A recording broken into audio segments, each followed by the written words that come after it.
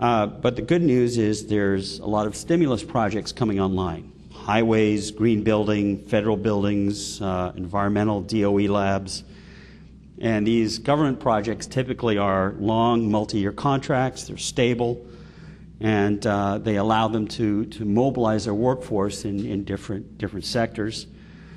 But again, they're facing the same kinds of threats in terms of their customers are facing reduced demand. And again, some of their suppliers that they rely on are going bankrupt. And so there's really a whole set of issues that if you're working with an EPC, you may want to go through these issues, talk to them about it, and identify strengths and weaknesses and what they're doing about it and what you can do about it as a customer. Here's some interviews. As I said earlier, suppliers are coming to us. They're telling us they'll give us 10 to 15%.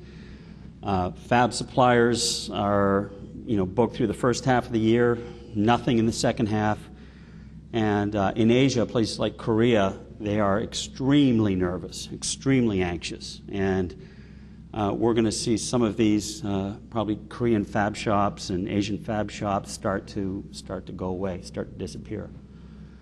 And again, who's going to do the work? Well, when things pop again, there's going to be a shortage of fabrication suppliers. I mean, it happens every time. People just don't seem to ever remember that, So again, understanding your risk, and then certainly conducting a market research and a process plan. I'm a huge advocate of supply market intelligence.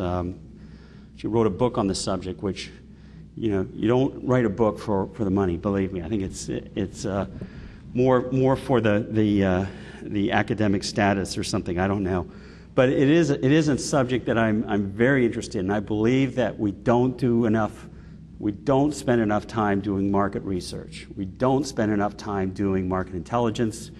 We'll flip through a few websites, but by and large, the real information that you need to get is not on a website. It's between people's ears, right? So you really need to build a network of intelligence providers, of people who are on the ground, understand what's happening, and establish that network and have a regular dialogue and communication to understand what's happening. So again, looking at what projects are underway, or what products do we have, what services do we have, what have we seen in terms of price escalation in these areas? What's happening with market prices? What's happening with labor rates? What's happening differently with taxes, with duties, with currency fluctuations? And review your contract provisions vis-a-vis those market factors, and start to say, what do we think is best in class, and how do we mitigate, and how do we collaborate to make sure that both parties are made whole as we start to see these variances. And I really encourage people here, this is not just a procurement issue. You need to bring in finance, you need to bring in treasury, you need to have some very good managerial cost accountants, you need to have engineers, and you really need to look at the whole picture, the global economic picture. And again, you don't do this for every category, but doing it for those categories that are really business critical and complex. We need to really drive and build that cost picture and identify, what are the targets here, not just for cost savings, but for continuity, for risk, for delivery, for environment. I mean, really run through the gamut and really establish a complete picture of what's happening in that category.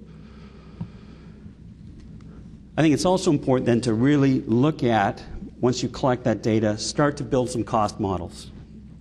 And cost models are indicative of what could happen under different scenarios. And you can start to validate, and we talk about stress testing the banks. That's really what it is. It's a cost model.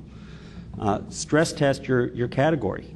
Start to see what would happen if copper prices doubled. What would happen if business doubled? What would happen if interest rates went up or currencies changed?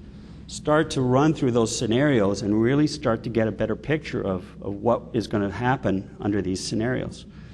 And as you run these scenarios, you build contingency plans. You say, well, let's put in contract terms and provisions that can help, with escalating currency rates, or help with price indices, or track it to some kind of price index. It's also important here to really start to look at the financial indicators that are warning signs.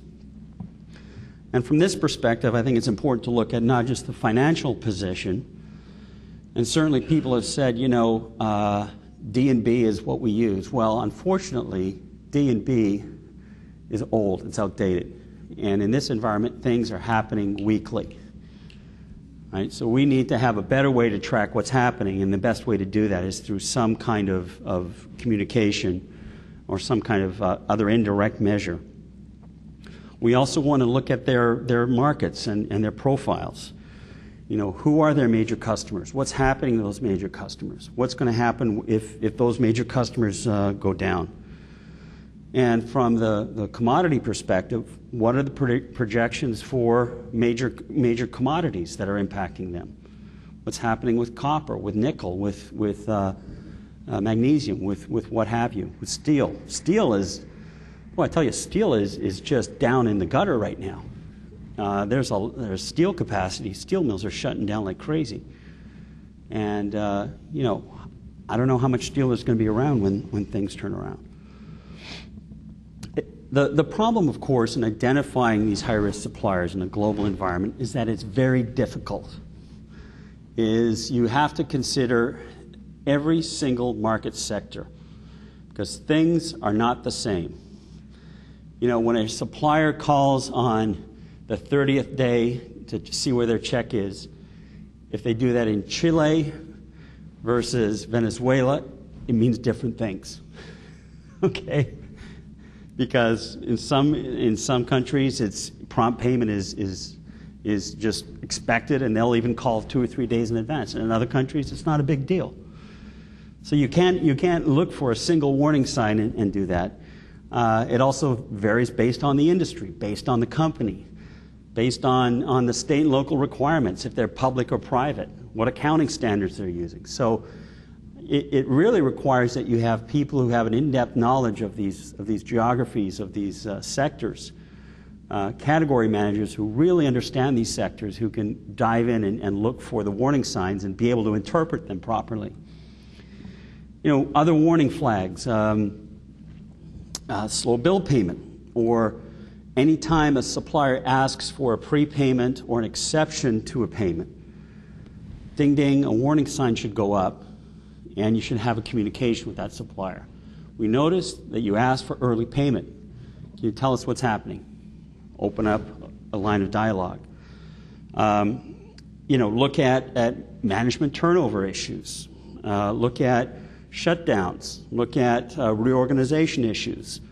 If you start to see a pattern of late deliveries or quality issues, it's a warning sign. So again, I think the people that directly interface with those suppliers on a day-to-day basis, they know what is normal and what is out of the norm.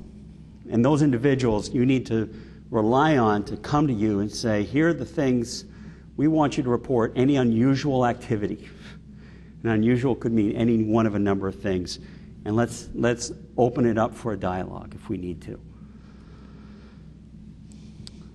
Contract renegotiation, I said, is an opportune thing to do right now. Once you understand the market, once you understand the risks, build more robust contracts. Start to look at contract provisions that allow for escalation or de-escalation, that have some kind of flexibility, that builds flexibility in flexible terms, which will safeguard both parties, kind of a shock absorber model, and most importantly, allow for contingencies. If things go wrong, if things head south quickly, what will you do? If that supplier declares Chapter 11, what happens? You need to think about the worst possible thing that could happen and plan for it. So these are just a few questions that you could look at. What's the right term of the contract? What are the renewal terms? Dispute resolution, okay?